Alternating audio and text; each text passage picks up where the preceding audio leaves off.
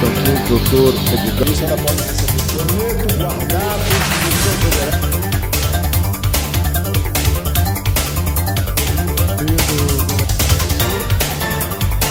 prioridade competente judicial.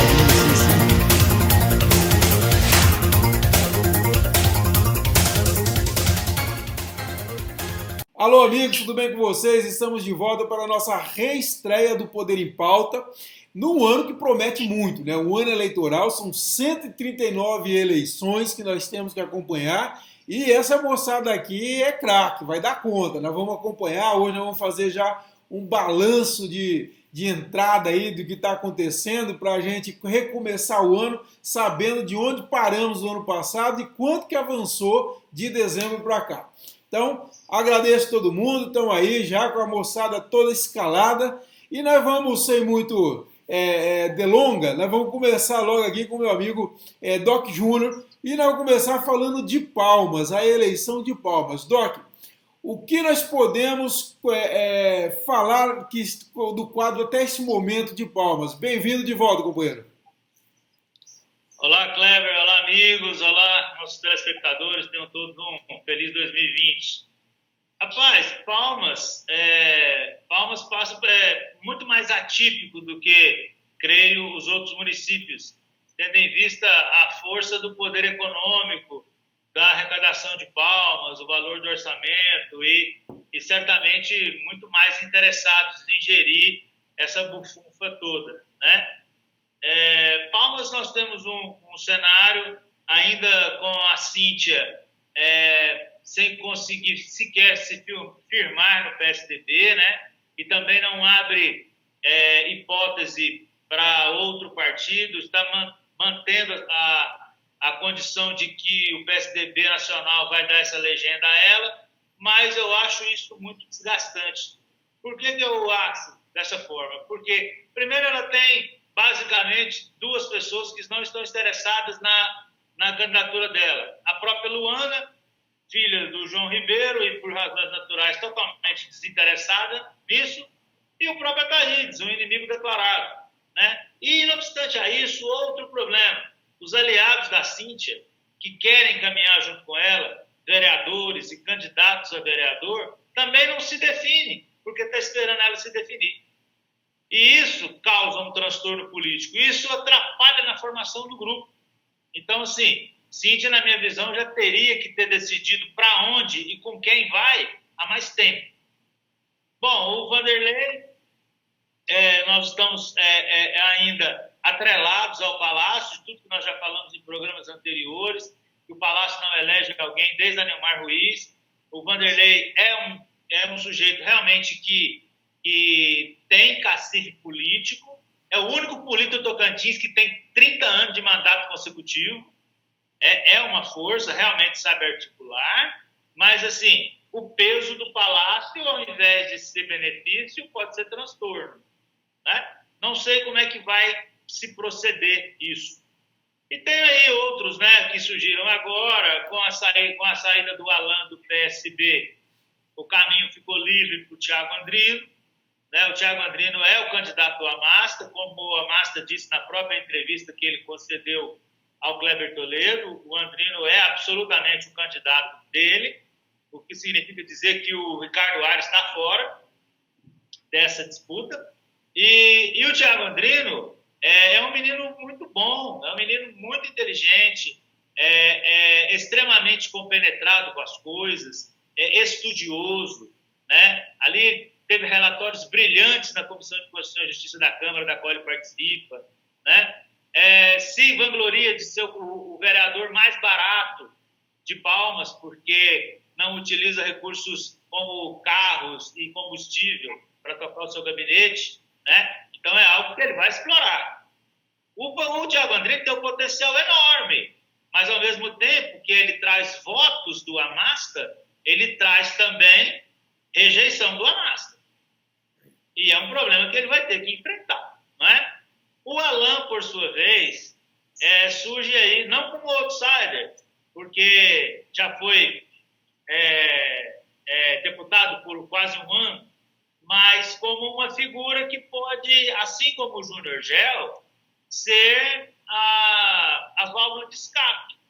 para o outro eleitor que não está interessado em reeleger ninguém e está procurando um nome novo na história.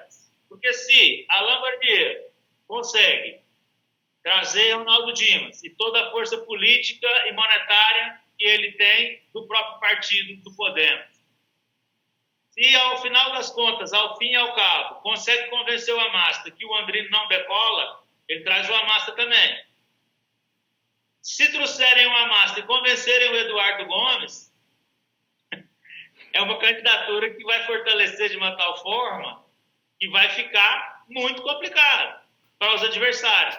Por quê? Porque a intenção do Ronaldo Dimas, você tem alguma dúvida que é trazer o Eduardo Gomes para a campanha dele? Ninguém tem dúvida disso.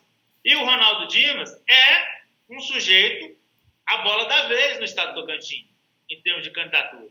Então, assim, se você congrega essas três forças em cima do Alain, talvez você fortaleça muito o Alain. E o Alain tem outro fator que ele é muito favorável, a falta de rejeição. O Alain não tem votos da massa popular. Ok, mas também não tem rejeição. E já é um bom começo, né? Bom, aí vem outros candidatos. O Júnior Gel vai explorar o mesmo eleitorado do Alain, que é um eleitorado pensante, mas aí precisa penetrar na massa. O Alain também tem que fazer isso, né?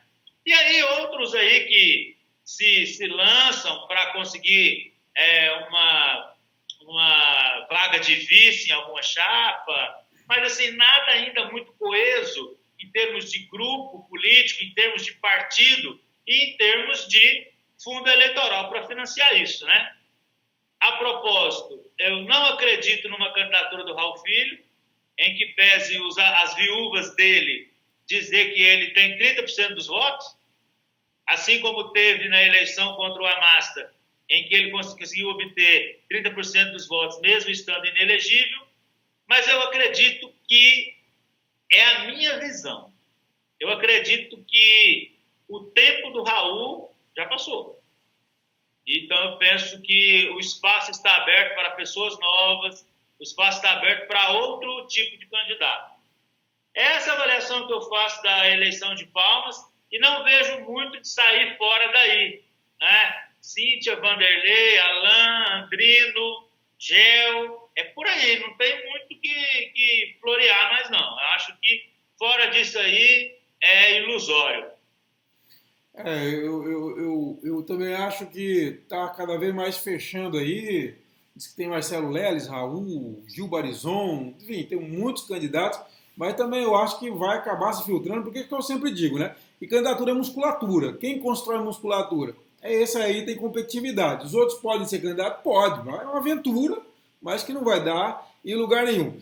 Sobre a eleição, só para complementar algumas coisinhas das eleições que eu queria colocar, em relação a Cíntia e o PSDB, que bem colocou o DOC, eu já comentei no editorial semana passada, que na verdade é o seguinte, o PSDB nacional está brincando com o Tocantins, né? Porque a direção nacional vem a público e fala, olha, a nossa candidata é a Cíntia, ela é prioridade para o partido e tal, mas não toma iniciativa nenhuma. Né? Fez isso no ano passado, quando deu entrevista para mim, em junho, o presidente Bruno Araújo. Fez agora, semana passada, ao lançar uma postagem no Twitter, do mesmo jeito, mas avançou no quê? Não avançou em nada. Aí ele desgasta o Ataídes e desgasta a Cíntia, porque assim, não gera nenhum dividendo. Né? E colocando agora essa mudança de comando no Patriota, que o Rogério Ramos, que é o secretário de Finanças da Cíntia, assumiu o Patriota, para mim já é preparar o navio de socorro, né? Assim, qualquer coisa, corre todo mundo para lá e segue a vida. Inclusive o Rogério Ramos me disse que está tudo certo no partido, tem 100% de apoio para a Cíntia, para a reeleição da Cíntia. Detalhe que o Marlon Reis está indo para o Patriota, né? Está deixando a rede para o Patriota. Então o Marlon Reis vai acabar aí, então, aderindo em tese, o que pelo menos está subentendido, que o Marlon Reis também vai apoiar a candidatura da Cíntia. E em relação ao Alain, ao PSB, eu só queria observar uma coisa, que o Ricardo Aires até agora entrou mudo e saiu calado dessa conversa. Eu tenho acionado ele quase todo dia aqui no Zap e ele não fala nada, né? Nem que sim, nem que não. Então, assim, isso que eu estava falando agora há pouco com o Zac e com o Arnaldo, antes do Doc chegar, a gente fala de política por sinais. Isso, para mim, é um sinal muito claro de que não está muito feliz da vida com essa história toda, não. Mas vamos dar um pouquinho mais quer falar sobre isso? Não? Então vamos lá para o grupo. Ô, Kleber, eu Pois acho não. o seguinte, no PSB, quem manda é o Amasta. E o Amasta que é o Andrino. Assunto encerrado. Conversa Justamente. encerrada. É dessa forma mesmo, viu, Doc? Quem manda é o presidente, ele que está com o partido na mão, ele definiu já quem que é o candidato dele e pronto. Palmas tem uma pluralidade de muitos nomes aí. É interessante você citou que o Vanderlei nunca perdeu uma eleição, né? 30 anos de mandatos consecutivos. Então, é um desafio grande para ele manter essa invencibilidade. E não vai ser fácil, como o Doc falou, e a gente tem falado aqui desde o ano passado, não vai ser fácil. Eleição para o Palácio em Palmas é muito difícil, porque Palmas é uma cidade administrativa, ou seja, é uma cidade em que o servidor tem uma força eleitoral muito grande, por um lado, e que o dinheiro do governo pesa muito. Então, por exemplo, a questão dos pagamentos de empresas, tudo isso acaba sendo um componente eleitoral muito importante. E ainda sobre o PSB, e tomando o que o Arnaldo falou, que é coisa interessante para observar. O próprio Amasta me disse isso. Bom, eles fizeram uma reunião no passado, me parece que os três pré-candidatos, né? O Andrino, o Alan e o Ricardo Aires. E o Ricardo Aires, segundo o Amasta, votou favorável aí a que o PSB fechasse com o Andrino. E o Alan, obviamente, não, né? O próprio Amasta admitiu isso para mim. O Alan, desde o primeiro momento, se mostrou contra, e o resultado de ter sido contra foi justamente agora ele ter saído aí do PSB. Agora, interessante, a gente tem que acompanhar uma coisa, é que o Alan já levou, assim, digamos, a parte mais intelectualizada do PSB, o Alan já levou com ele, né? Tá lá o professor, alguns professores da UFT, né, como o Valdeci Rodrigues, e outros professores da UFT, assim, foram vários líderes, uma ala intelectual do PSB saiu com o Alan. E o pessoal do Alan fala que ele vai levar cerca de 200 filiados para o Podemos. Eu conversei com uma fonte histórica no PSB, ele fala, olha, 200 filiados não, mas pelo menos uns 50 eu acho que ele leva para o Podemos. Então aí, ou seja, vai começar a brigar aí, um começar a comer o terreiro do outro. Essa briga antropofágica aí pode ser negativo para ambos os lados. Beleza? Vamos lá para o grupo. Ele levou, na verdade... Pois não, Arnaldo. Ele levou a cabeça do partido, deixou só o corpo. Quem pensava dentro do partido, praticamente, quem elaborou as políticas, ali as propostas, o plano de governo de Amasta, ele carregou tudo. Os doutores ali em economia e tal, o pessoal. Então ficou um corpo sem cabeça. Eu concordo. Isso aí é muito importante. Tanto é que vocês lembram que aquele plano de governo do Amasta de 2018 foi feito por esse núcleo que agora saiu do partido, né? São todos intelectuais do partido, como você disse, em economia, engenharia, várias áreas, e eles saíram agora do partido, inclusive medicina, né? Dr. Neildo Araújo, o ex-secretário de Saúde de Palmas, ele também sai do partido. Então, assim, realmente você falou, a cabeça do PSB foi embora. Agora o Amasta vai ter que pensar, ele, o Andrino e companhia, pensar por todo mundo. Vamos lá agora para Gurupi. Meu amigo Zacarias Martins, o que você conta aí de Gurupi para nós? Bom dia, amigos. Bom dia, não. Boa tarde para todo mundo aí. Olha, a movimentação política, principalmente de bastidores, está aumentando cada vez mais. Está tendo uma grande efervescência política aqui na nossa capital da amizade. O termômetro foi esse final de semana, durante a realização da Copa do Crack, né?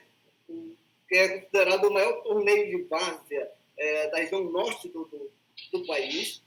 Toda semana são cerca de 5.000 a 7.000 pessoas que vão lá prestigiar esse acontecimento. É uma grande festa, não só do futebol, a Copa do Craque. Olha que estamos falando de um certame futebolístico, mas é o encontro de tudo. Né? E o político que se preza, político de grupo e região que se preza, tem algumas pretensões políticas, tem que ir lá marcar presença, porque aconteceu nesse último fim de semana. O desfile de políticos pretensos candidatos. Né? Quero lembrar para vocês que até agora já apareceram por aqui em Grupi, são 27 nomes de pessoas que se dizem pretensas candidatas a pré-prefeitos de Grupi. 27 nomes. Né? E, no meu entender, assim como vocês acham aí em Palmas, aqui em Grupi não vai passar de 4, estourando 4 candidatos. Mas atualmente são 27 candidatos e cada semana são 2 ou 3 que surgem por aí dizendo que são pré-candidatos. Né? Daqui a pouco até algum doido vai querer lançar o meu candidato, o meu nome como pré-candidato. Mas não sou pré-candidato a nada, por enquanto. Aí parece que, vê se a gente está certo, me parece que eu conversei com o Laurei semana passada e ele falou assim, prefeito, você falou que a partir de janeiro você começava a falar de política. Ele falou, não falei que eu ia começar a falar, eu falei que ia começar a observar, eu já estou observando, né? Aí ele falou, não, ou seja, ele está protelando aí, mas ele já está observando. Agora, eu tenho visto aí que 10 de cada 10 grupienses acha que o candidato dele é mesmo o Gutierrez Torquato. Pode estar enganado ou é por aí mesmo, Zaca? É desse jeito. Eu também acredito que vai ser o Gutierrez Torquato, o candidato do Pedro Laurez, mesmo porque as atitudes do Gutierrez eu coloco como pré-candidato, né? Nas inaugurações, ele que toma conta de tudo, tem grande visibilidade, e isso não é por acaso, né? E, tirando o Gutierrez Torquato, eu não consigo vislumbrar um outro nome que o Lourenço poderia apoiar. Entendeu? Mesmo porque o Gutierrez está na mídia constantemente, tem a estrutura do poder público municipal ao seu favor, é um cidadão bastante articulado, tem tudo para ser o candidato do prefeito. E eu acredito que vai ser. Voltando a falar sobre o número de candidatos que eu acredito que terá aqui em Grupi, deverá sair um candidato ligado ao Palácio Araguaia, um candidato ligado ao Laurez, um candidato ligado ao PT. O PT, inclusive, tem 3 pré-candidatos para escolher, 3 nomes, né? E um candidato, eu chamaria de candidato kamikaze, eu não sei quem é. Então, essa é a realidade de Grupi. E o Palácio? Você acha que o Palácio vai de Gleidsonato mesmo? Tudo leva a crer que sim, porque, inclusive, em todos os eventos, basicamente, já está tendo uma disputa entre ambos, entre Gutierrez Torquato e Gleidsonato. Na Copa do Craque, tem lá as propagandas do Gleidsonato e do Gutierrez. Ambos são patrocinadores também do evento da Copa do Craque. Quer dizer, ninguém quer ficar de fora. Está tendo disputa pré-eleitoral. As candidaturas pré-eleitoral, está tendo a disputa pré-eleitoral de patrocínio. Aí agora, no final de semana que vem, vai ser ao final da Copa do Craque, o meu amigo Jonair Rocha, nosso amigo Jonair Rocha, que tem um programa na 104 FM, né? Resolveu que vai irradiar, colocar ao vivo a disputa da final da Copa do Craque. E entre os patrocinadores do programa, do jogo, né? Da transmissão do jogo, está o Gutierrez Torquato e o Gleidsonato. Se um aceita, eu tenho que pegar para não ficar por fora. Ninguém quer ficar por fora. Eu estava conversando com o Zaca antes, eu estava dizendo que eu sou da época de que a gente ficava torcendo para chegar essa época de eleição, porque é a época que a gente recebia os nossos uniformes novos de futebol, né? O Doc também deve ser dessa época, né, Doc? Em que a gente ficava esperando chegar a eleição para ganhar o uniforme do time, renovar nosso estoque de bola de futebol, era muito interessante. Aí acabaram com isso aí, né?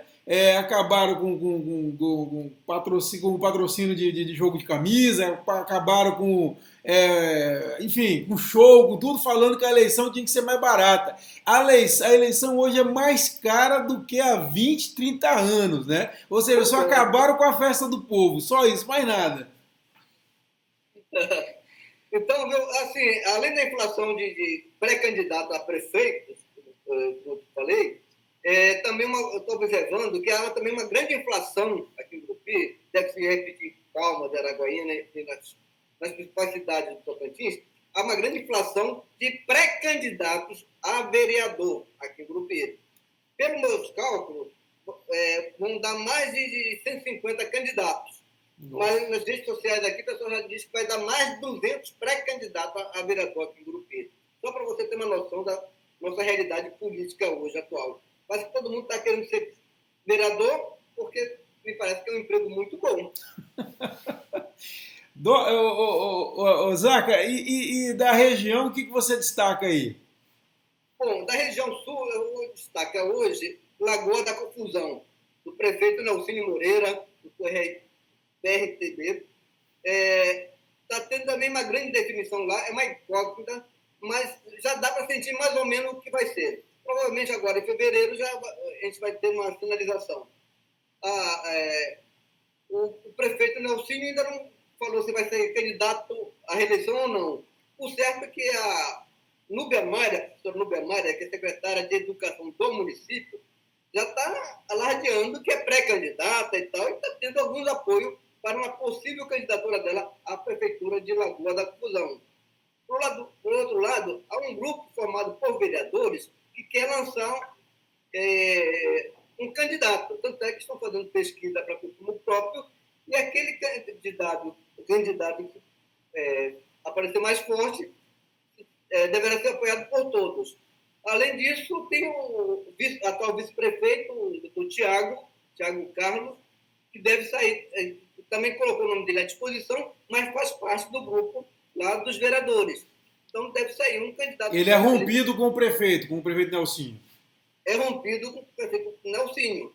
Inclusive que se o prefeito tivesse sido cassado naquela época, teve aquele imbróglio político,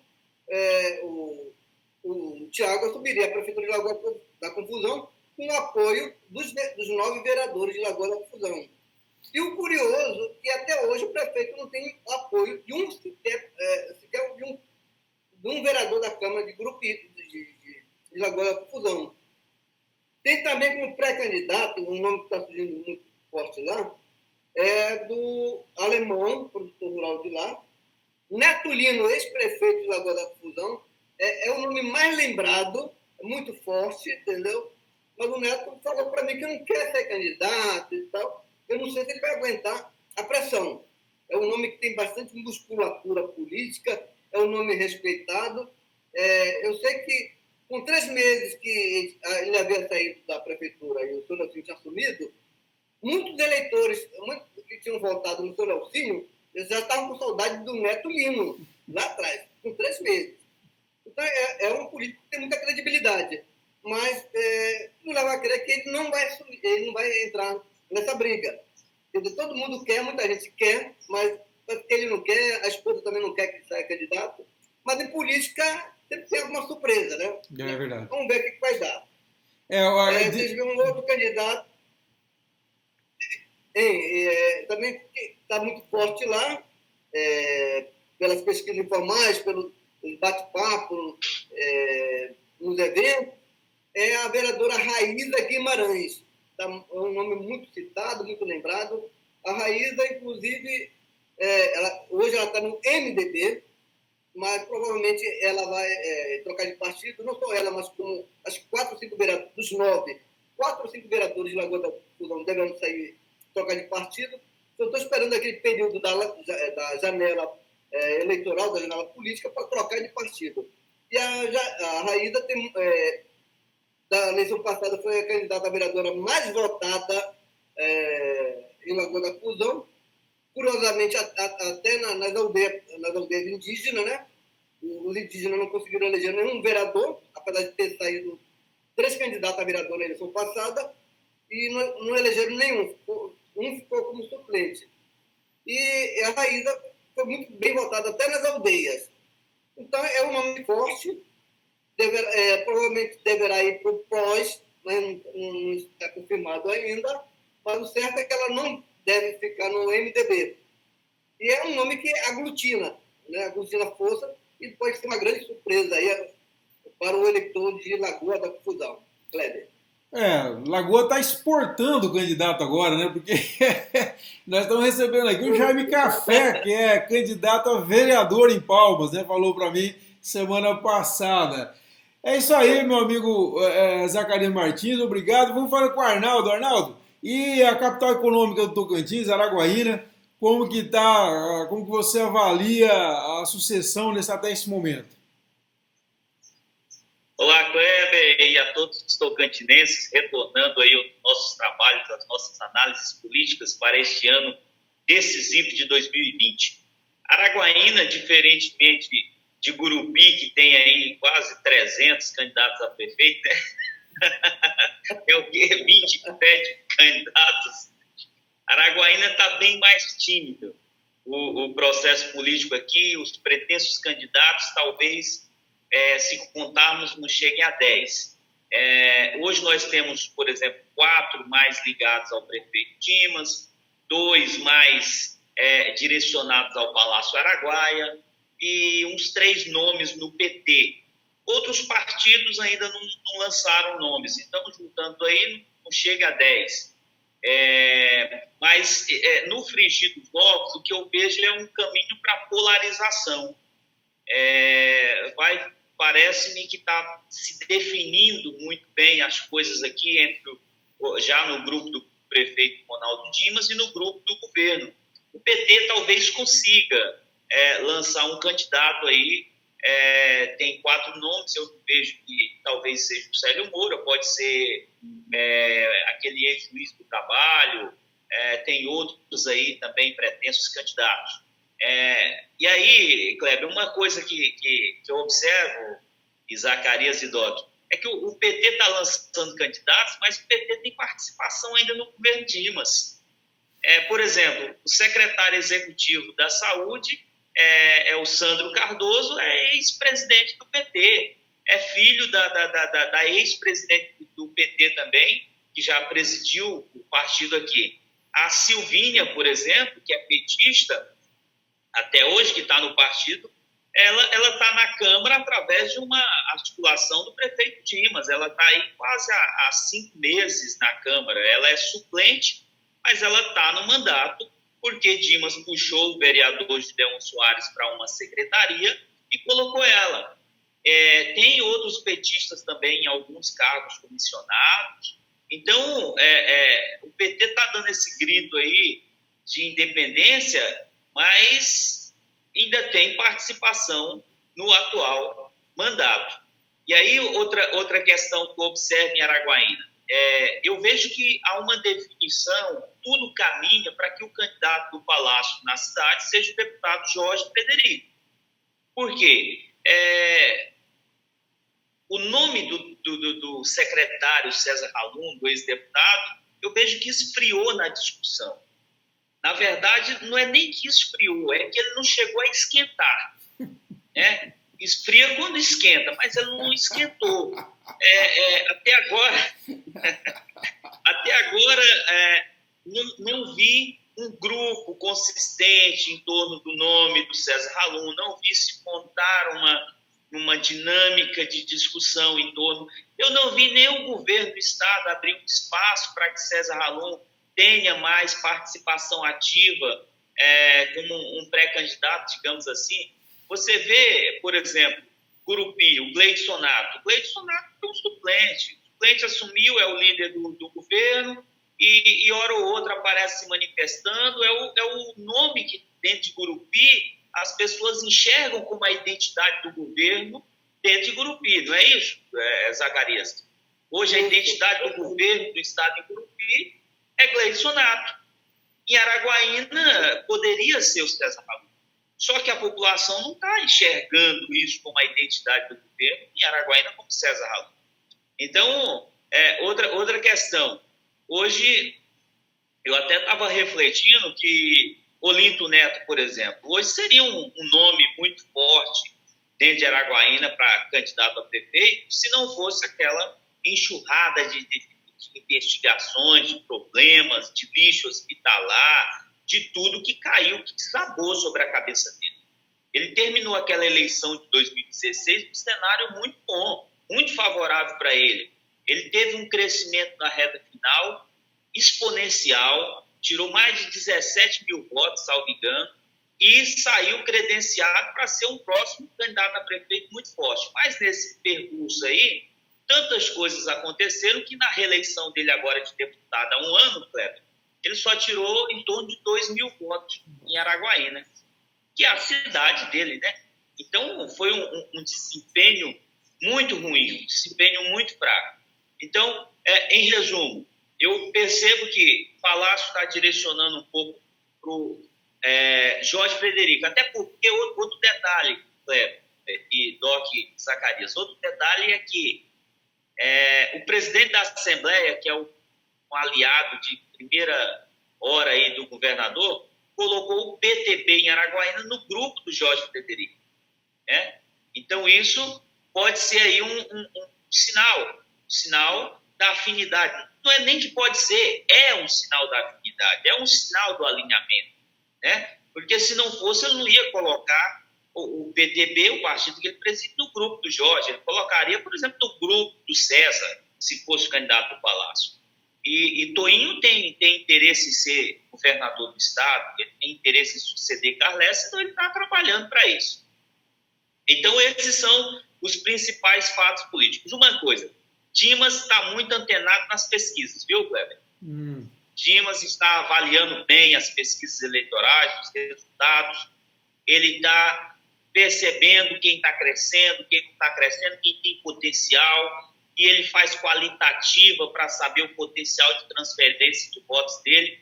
Então, ele tem, inclusive, essa última semana, ele tem feito algumas manifestações que parece que ele está quase definindo quem vai ser o candidato dele. Inclusive, eu conversei já com alguns líderes e eles acham que essa decisão não pode demorar mais. Ele tem que começar a pensar o quanto antes e anunciar a escolha dele. Por exemplo, eu estava refletindo aqui. Curupi, eu acho que ninguém tem dúvida de que o Gutierrez é o candidato da base municipal lá do prefeito. Paraíso é o vice-prefeito lá, né? Até Celso Moraes. Aqui. Isso. Então, você vê que nas principais cidades, os candidatos de oposição e situação, os principais, já estão tecnicamente definidos, basicamente definidos. Em Araguaína, não. Em Araguaína está uma indefinição total. Então, eu vejo, por exemplo, Palmas, todo mundo sabe que o candidato do Palácio vai ser o Vanderlei. Então, não há segredos. Né? Só se tiver uma reviravolta muito grande, uma operação da Polícia Federal, uma coisa que possa bagunçar todo o processo. Caso contrário, tá basicamente o caminho é esse. Mas em Araguaína, diferentemente, não está essas coisas tão claras, embora Dimas tenha pesquisa e veja quem tem mais potencial ou não. Exatamente. Você fez uma boa conclusão aí. Realmente, Araguaína me parece que está bem para trás em termos de definição de um lado e do outro, né, Arnaldo? Tanto do lado do Palácio como do lado do Paço, não tem nenhuma sinalização mais concreta, né? E aquilo que você falou, você tem toda a razão. Tá ficando tarde, né? Tá na hora de começar a colocar a fanfarra na rua e começar a fazer agitação. É isso mesmo, Doc? O que você acha? Sim, sem sombra de dúvidas, viu, Kleber? Assim como eu disse no meu primeiro comentário, a Cíntia também tem que agir. O candidato do Paço Municipal, que é a própria Cíntia, naturalmente e com direito de disputar a reeleição, ela tem que se adequar, ela tem que ver, olha, o PSDB me dá essa legenda logo, ou eu vou para o Patriota, ou eu vou para outro lugar, porque a formação do grupo político, e parece que alguns deles não conseguem compreender isso, não se consegue eleger para cargos de executivo sem grupo. Não consegue. E os aliados da Cíntia estão perdidos. Eles estão perdidos porque não sabem para onde ela vai. E como eles não sabem para onde ela vai, eles também não vão. Não. Ah, mas a janela só fecha no dia 4. Ok. Mas você tem que estar com isso pronto antecipadamente. Não é no toque de caixa, não.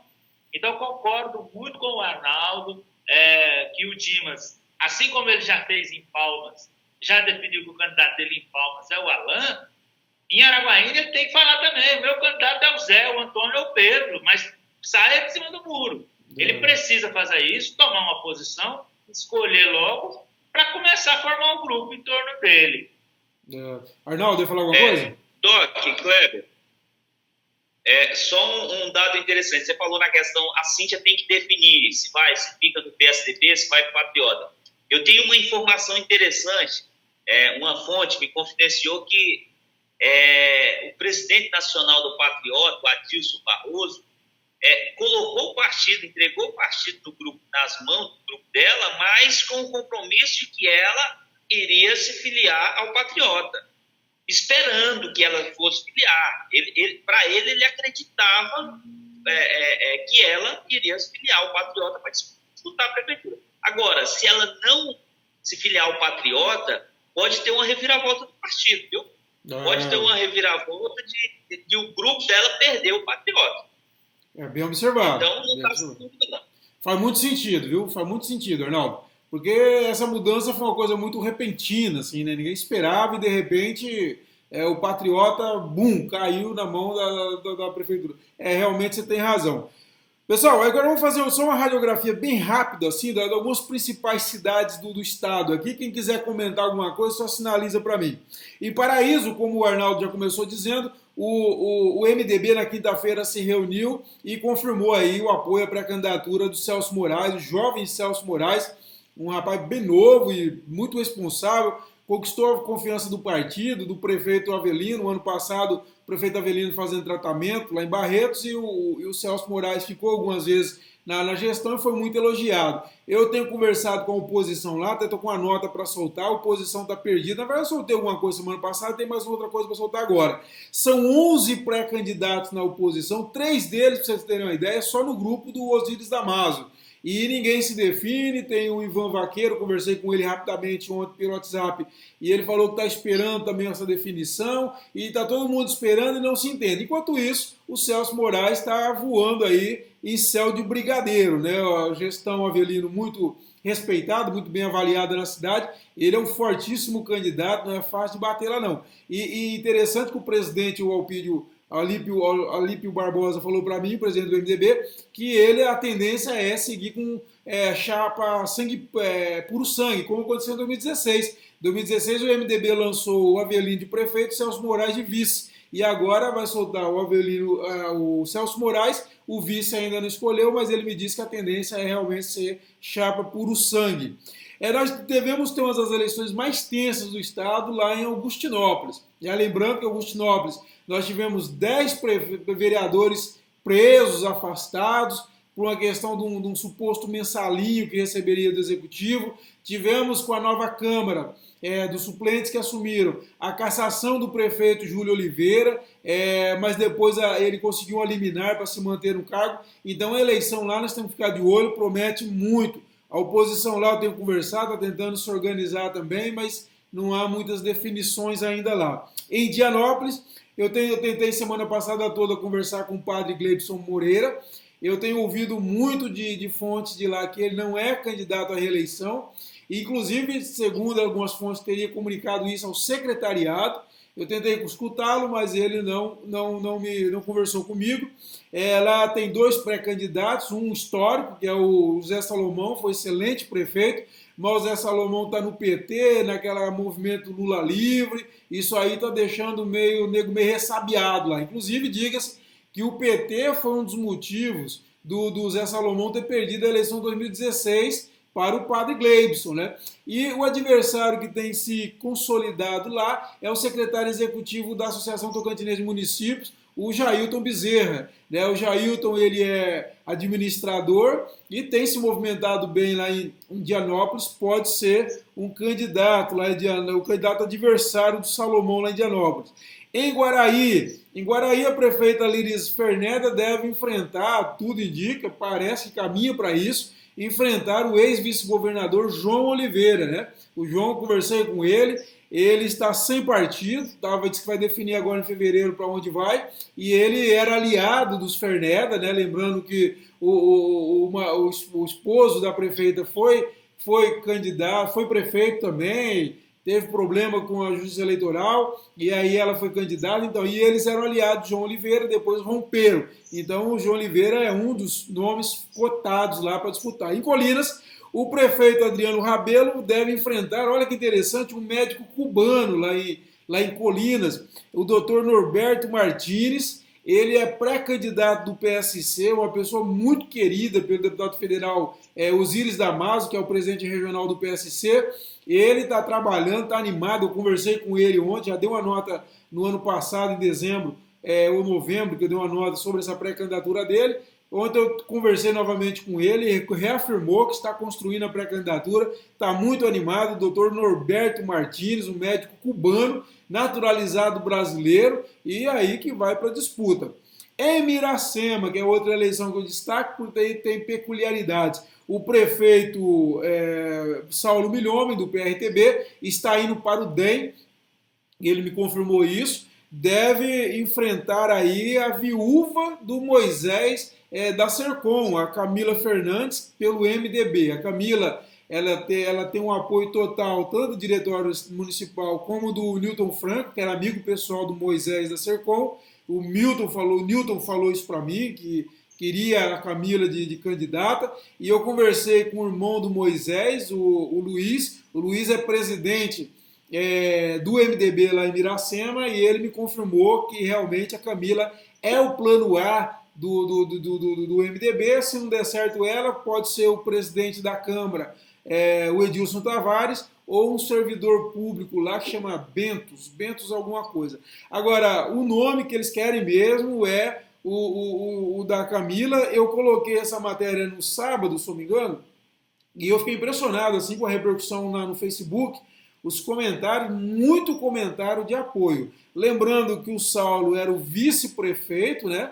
E aí, com o assassinato do Moisés no dia 30 de agosto de 2018, ele assumiu, ele era muito próximo ao Moisés, os dois eram amigos, mas depois que ele assumiu, houve um distanciamento dele em relação ao grupo do Moisés. Ele se aproximou do inimigo do Moisés na cidade, que é o Rainel Barbosa e a família dele. Inclusive o cunhado do Rainel, se não me engano, é chefe de gabinete lá dele. Então ele fechou com esse grupo do Rainel e, naturalmente, a família do Moisés se tornou então adversária dele. Então hoje são adversários e, pelo jeito, vão se enfrentar nessas eleições. Bom, esses são os destaques de alguns dos principais colégios eleitorais. Toda semana a gente vai procurar trazer aqui esse panorama aí de algumas cidades pelo estado. Pessoal, é isso? Alguém quer comentar mais alguma coisa sobre esse raio-x? Só a questão ali, Kleber, de Augustinópolis.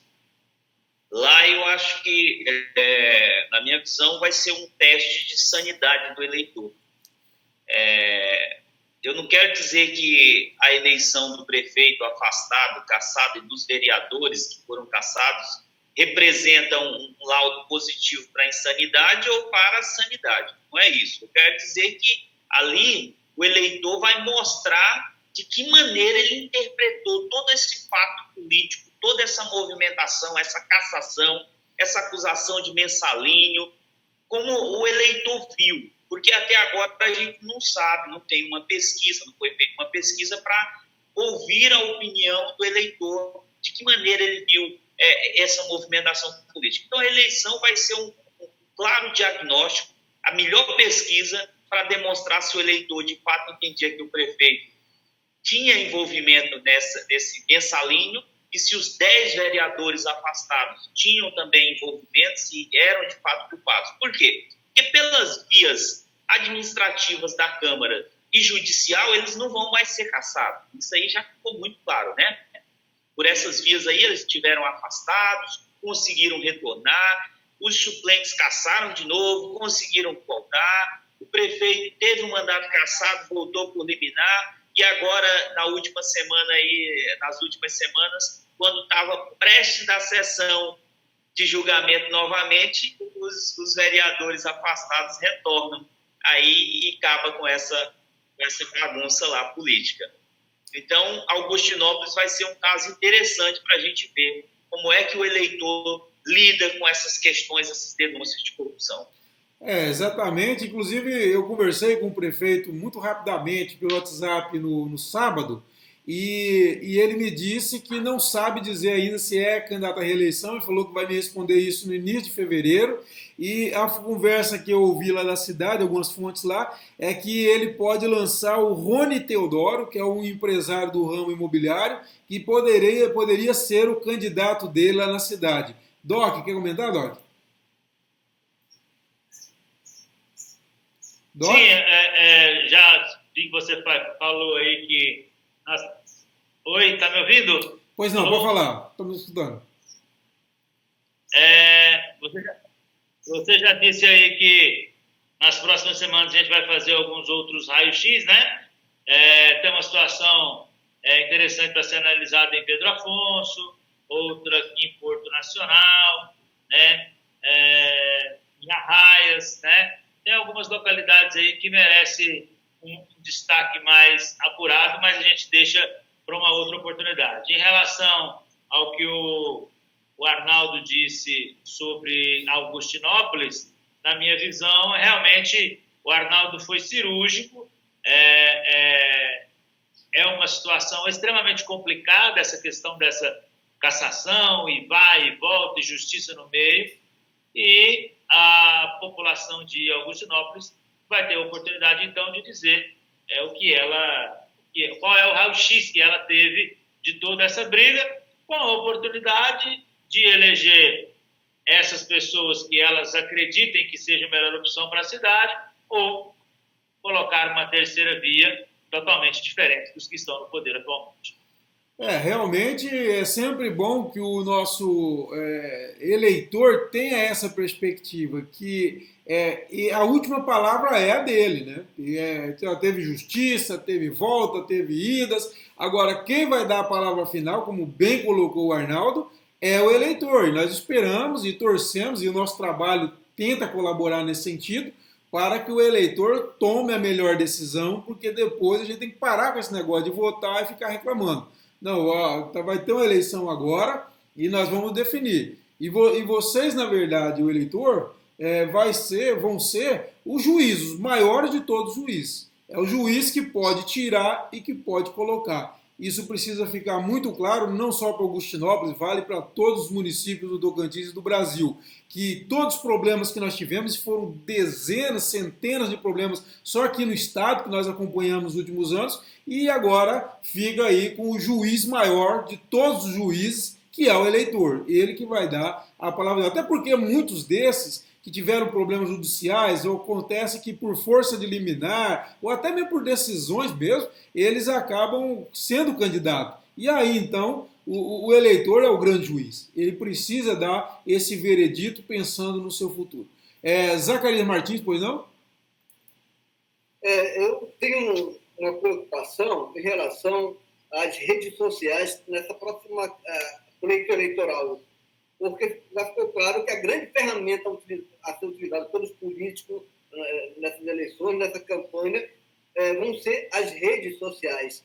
E, antes de começar oficialmente a campanha eleitoral, já é visível a grande quantidade de fake news. Então, estar muito atento para que o eleitor não seja enganado. Lembrando que o TSE já abriu uma normativa para penalizar penalmente aquelas pessoas que foram flagradas cometendo fake news. Então, muito cuidado com a questão das fake news nessas eleições. Exatamente, muito cuidado, isso aí é a grande praga do processo eleitoral. Tem o ponto negativo e positivo das redes sociais, e esse é o ponto negativo. Pessoal, é isso. Nós esperamos que vocês tenham gostado desse nosso primeiro programa, que vem cheio de novidades, cheio de debate, cheio de temas importantes, polêmicos, durante todo o ano. E eu vou começar aqui os agradecimentos. Vou começar com você, Zaca. Obrigado, amigo, por mais uma vez participar com a gente. Obrigado também a você, a todos aí que estão nos assistindo. Eu quero aproveitar também para dizer para o internauta, né, que nós estamos com a nossa coluna Livros e Companhias no portal do CT. Então, você que gosta de literatura, de livros, saber das novidades literárias, principalmente aqui no estado do Tocantins, entre lá no site do portal do CT, ok? Um abraço e até outra oportunidade. E tá ficando maravilhosa. Pensa, eu escolhi o cara mais certo para fazer isso, que é o grande mestre nosso aqui. Arnaldo, obrigado, amigo. Valeu, equipe, grande equipe aqui de comentaristas de política. Esse ano nós vamos ter muitos fatos aí para comentar, né? Vai ser um ano importante. Quero desejar um 2020 para todos os tocantinenses maravilhoso, que o eleitor saiba de fato tomar a melhor decisão para a gestão pública no Tocantins. Doc, obrigado mais uma vez, irmão. Recomeçando aí, viu? Pois é, Kleber, vamos recomeçar, né? Vamos para uma jornada que será árdua, onde 2020 promete muitos fatos políticos, muitas reviravoltas, muitas novidades, e caberá a nós, enquanto formadores de opinião aqui, destrinchar isso para o eleitor e talvez puxar a cortina de fumaça que talvez ele não esteja vendo, né? Um abraço a todos os nossos telespectadores, todas as pessoas que curtem o nosso canal, nosso programa. Fiquem todos com Deus, até segunda-feira que vem. E é isso, pessoal. Nós agradecemos todos que acompanharam a gente até aqui e voltamos semana que vem com mais notícias, mais debates sobre a política do Tocantins. Até lá, um abraço a todos e boa semana. Doutor, Isso ela pode ser muito guardado,